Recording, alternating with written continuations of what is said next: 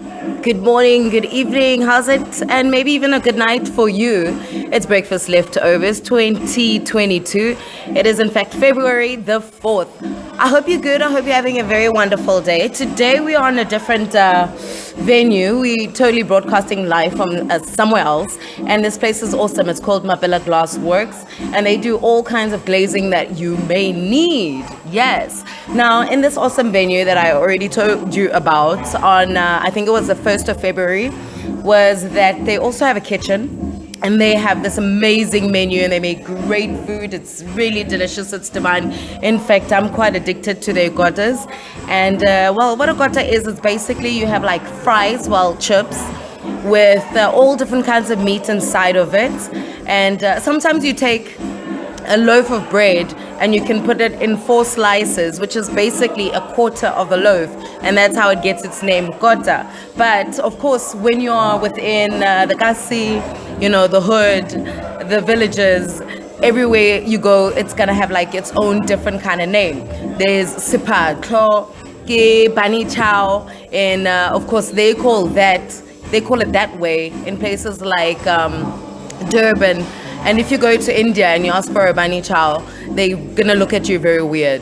But it is actually created by that generation and those people, which are super awesome. We do love the fact that you guys came up with such a brilliant thing, being South African and all.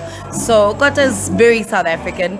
It's a delicacy for me because I do like my junk food. I like my junk food. Imagine eating 4 slices of bread stuffed with chips. It's got cheese, it's got lettuce, it's got Vienna, it's got Russian, it's got tomatoes, it's got all these amazing other delightful meals to eat. How do you like that? Delightful. And I'll be giving you a little bit of the menu of the G-Works kitchen menu. And then, of course, as I promised a few episodes ago, is that I will tell you where Valentine's Day comes from. So basically, you're going to ask yourself, who is Saint Valentine? Now, Saint Valentine, funny enough, is in fact a person that existed, like a real human being from town, from back then, that existed. And it was not a baby, and it definitely was not carrying around arrows and shooting at people, trying to get them to love one another, which at some point causes some mayhem and havoc. Imagine that, being forced to love somebody. Imagine he shoots an arrow at, let's say for example, me, who's already married, and then I go and do what with somebody else. Like, it's ridiculous. So there would be a lot of mayhem indeed. So Valentine's Day, it's called Saint Valentine's Day, to be quite honest. It's a holiday which is celebrated on February 14, and it's basically when lovers express their affection with greetings and gifts, and they are given, similarities, things like that, like flowers, chocolates, cups that have hearts on them. Sometimes you have, coffee mugs that have chocolate hearts on the inside, and it's usually adorned with colors of red and white, right? But actually, it's suggested as a holiday that has origins that come from Roman festival of Lupercalia. Now, this is held in mid-Feb, and the festival, which is celebrated the coming of spring over there, obviously, because over here in South Africa, we are celebrating February as the last month of summer completely. And now, when they celebrated their coming of spring, it included fertility, rights, and the pairing off of a woman with a man, even by lottery. And at the end of the 5th century, Pope Gelasius, I could be saying it wrong, the first, he forbid the celebration of Lupercalia, and is sometimes actually attributed with replacing it with Saint Valentine's Day. But the truth origin of the holiday is actually vague at best, because Valentine's Day did not come to be celebrated as a day of romance until about the 14th century, when until now, we are still celebrating it that way. Although there were several Christian martyrs that named Valentine's Day the day that may have actually taken its name from a priest who was martyred about 270 CE by the Emperor Claudius II Gothicus. Now, according to this legend, okay, the priest signed a letter from your Valentine to his jailer's daughter, whom he had befriended and by some accounts healed from blindness. So there's also other accounts that hold that this guy, Saint Valentine's of Tournai, which was a bishop for whom the holiday was named, though it is actually possible that the two saints were actually one person. So it's quite a big question when you actually think about it. And it made Saint Valentine defied as the emperor's orders, and secretly married couples to spare the husbands from war. And it is actually for this reason that his feast day is associated with love. Now, that's one of the reasons why you have Saint Valentine's Day and why we celebrate Valentine's Day. So it still begs the big question. It begs it huge time. Who is Cupid? Who is this baby who runs around wearing a nappy? How did that come to be? How is it possible that we are celebrating it with this baby literally running around, shooting arrows at people, getting them to love one another? When we've just heard right now that 270 CE, there was these two people who were possibly one person that were doing all these acts of love. So where does this come from? Now, I can tell you for a fact here on Breakfast Leftovers with myself, Rose-Leigh-Anne, is we're going to get to the nitty-gritty of it. We're going to dig deep down and try to find out where this Cupid character is actually coming from. And Cupid, the word, quite literally, it's the child of the goddess of love. Isn't that crazy? And the goddess of love, Venus, is her name. I'm your Venus. We've all heard the ads. Now, this is in Greek mythology, and he's known as Eros. Now, depending on the source, but it was actually thought to be a primordial god who came into the world either asexually from an egg or the son of Aphrodite themselves. And this actually caused a certain stir around the mere fact that this person truly exists. But then again, you have Greek mythology, which is a mythological kind of thing on its own, which still begs for a bit of explanation. Because there's all these cool things that we've read about and we've heard about growing up, and it includes stuff like Atlantis, a city that was stuck under the ocean, which used to before that be above the ocean. So it's a huge question. And here on Breakfast Leftovers, myself, Rose-Leigh-Anne, and today broadcasting live in Glassworks on the 4th of February in 2022.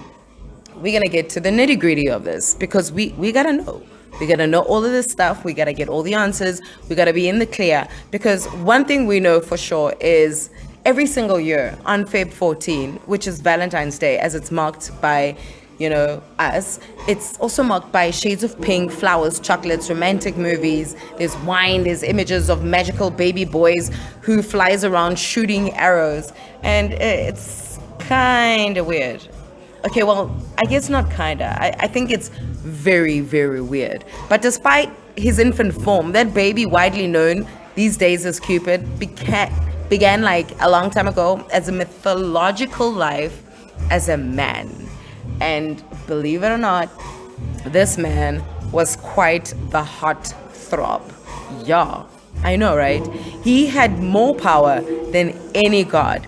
Now, in the Greek, it literally sources that we kind of have his depicted as just unconquerable, as a classics professor who once actually told us that this guy, whatever he wanted to happen, it just happened, and it caused so much disaster. And as with the baby with an arrow shooting, love at people that probably already have the ones that they love, you know what I'm saying? So the original Cupid was more of a heartthrob than a cherub, and this traced back to about 700 BC, where this character of legend was called Eros. And Martin, this guy who's telling us this, says that the Greek word for desire, now this is basically in the archaic period, and Eros, the son of Aphrodite, the goddess of love, would play with the hearts of mortals and gods to cause a lot of mayhem.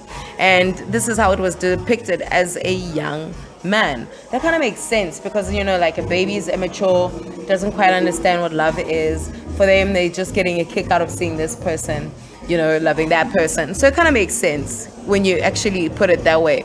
Now, it just so happens that invisible as it is in battle, it did cause a lot of mayhem. Now, also in the 5th century, about BCE, it plays about the frightening notion that arrows could actually force the wrong people into love, which is highlighted. And that's exactly my point. You can't be carrying around an arrow and shooting them at people and then expecting them to love one another, and then what happens to their current lovers? I mean, it's gonna cause a lot of mayhem. I told you this is very bad.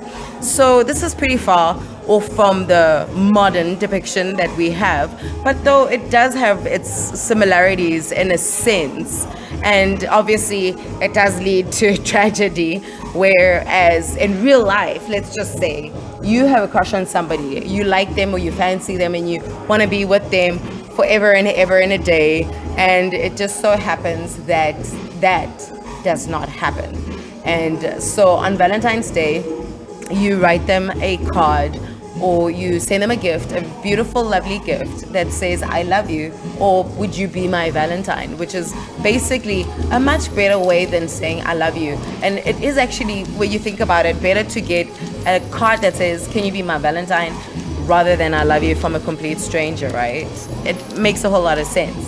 So, as it happens, like with our now society, as we celebrate it, that's what happens. You've got your crush or the person that you like, you send them this gift or the card, and sometimes it has like in school, let me tell you a story, it's very funny. So in school, in primary school, we used to every single Valentine's Day wear red and white, and this was common. So I went to Dinwiddie Primary School in Germiston, whoop whoop, yes, representing, shout out Dinwiddie, shout out. So what happened is we used to wear red and white. It would be a Civies Day. Now, Civies basically means that you pay some money to the school so that you can wear the clothes that you already own.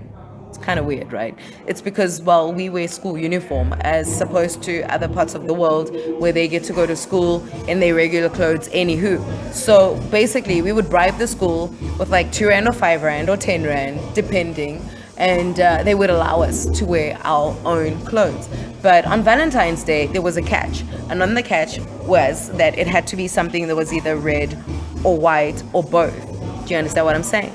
So as this went on, you come to school in your red and white attire, and I did. And I was one of those girls who never, ever got a Valentine. Like, ever in primary school. And that stuff is very, it's horrible.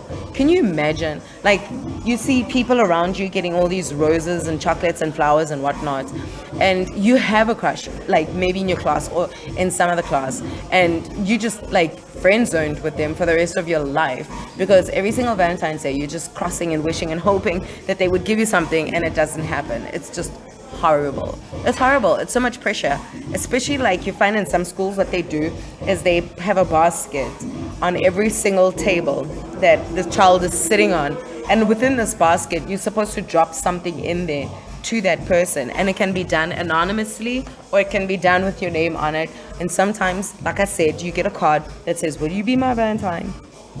It's very simple, right? But it's really cute, and it's a thought that counts. And then you get a little block over there that says tick yes or tick no. So most of the time, I never got that. In fact, not even most. I never ever got that, and it used to frustrate me so much. So anyway, moving along. So now what happens is, right now, we give out all these gifts. There's all these parties and all these events and stuff that's taking place. And just a reminder, there's definitely going to be an event that's taking place at Mapela Glassworks, and I will obviously be broadcasting live from there as well. So check out on that podcast, because it's going to be awesome. It's going to be fantastic. And there's going to obviously be some people giving their shout outs and dedications to the people that they love and stuff like that. So it's bound to happen, So now, in a sense as well, we also got to realize that the world's turning and it keeps moving, but some of these traditions, they just don't change and they continue to stay the same, even though we kind of like wish that they didn't, but they still kind of do, and it's really bothersome. But we'll get over it, whatever, we'll get over it. It's such is life, right? Such is life. So I'm dusting myself because I'm sitting somewhere random. But yeah, we dust ourselves and we move on and we get on with our lives and we just say, you know what, fine, so be it. I'm not loved by somebody in that way. Nobody wants to be, but you know what, you are loved. I'm loving you, and I think you're totally awesome, and I think it's wonderful that you listen to my podcast, and I think it's great that you support me. And can I be your Valentine?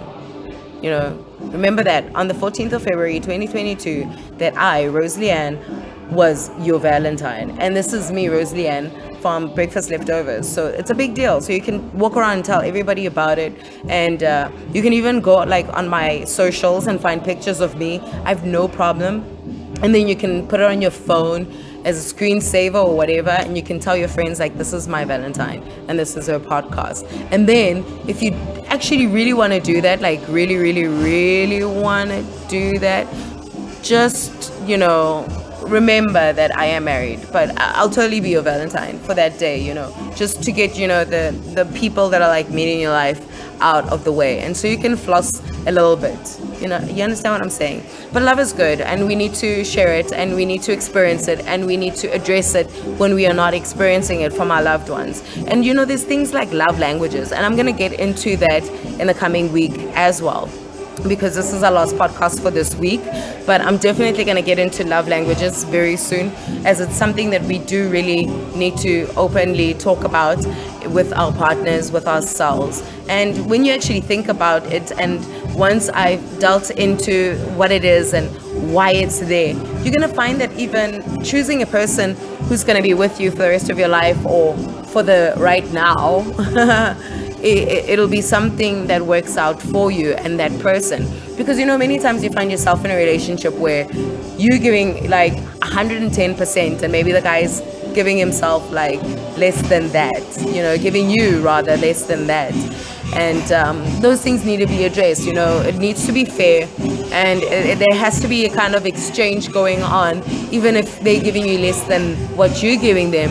But at least you need to be feeling the love from them. Do you understand what I'm saying?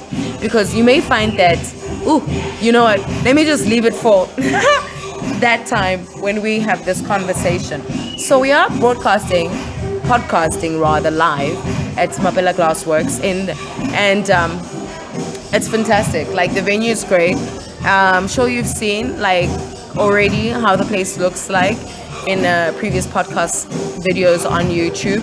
You can download the podcast, and you can, if you can't find it on YouTube, which is kind of weird, you can find it on my socials. I'm Rose-Leigh-Anne 1 on Twitter, and also Rose-Leigh-Anne on Facebook.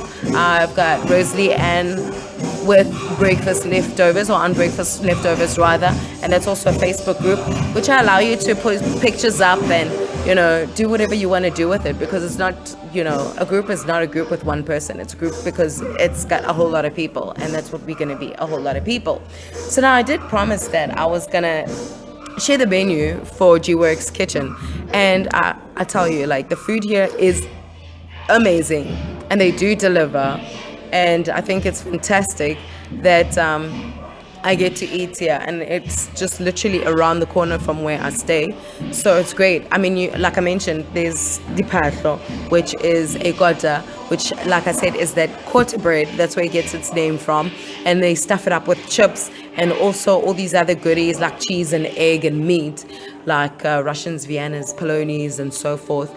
There's also some where they have steak inside it, but then they call that a bus, where they sometimes use the whole entire loaf of bread, which is delicious, and you totally enjoy that. So over here, they've got dipatlo that are like 25 rands, where they start off, and then that one is, it's got cheese, it's got lettuce, it's got Vienna, it's got Russian, and it's got chips. It's good, and because it's breakfast leftovers, it is only by default that I eat while I'm broadcasting, right? So that's the one I'm eating.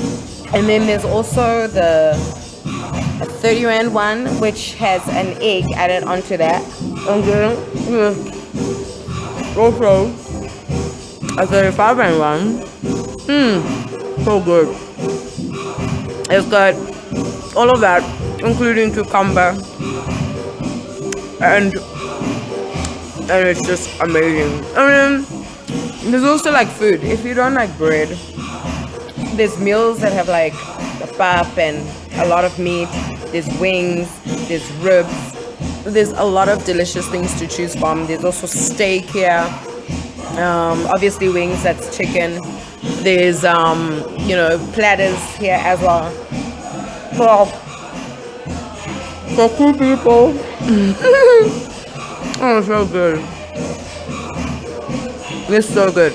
So you can get like a quarter chicken here and wings with chakalaka, with salad and pap. Or if you don't want salad and pap, you can go for the option of eating it with chips. That's pretty amazing. That's pretty good. So the idea is, as you know, on breakfast leftovers, I eat my lunch with you, and you download it. And at work, maybe you can, like some people that you work with and you don't really like them or get along with them, it's no problem. Is you download the podcast and you listen to it at work during lunch, and then when I'm eating, you're eating at the same time, and we're like one big happy awesome eating family, and that's just how it works. So right now, like I mentioned, I'm eating the 25 rand spato, which is from the G-Works kitchen. It's so yummy. I can't take a small bite because it's so huge. Literally, my mouth has to open really wide for it to go down. But it's worth it. Like, I'm telling you, you should just try this. So remember, still coming up, I'm going to give you the down to down low about the event that's happening for Valentine's weekend here at Glassworks. And also,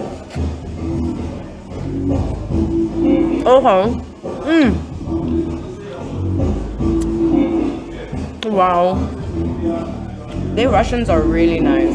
And I have like a problem with Russian because sometimes like it makes my throat sore.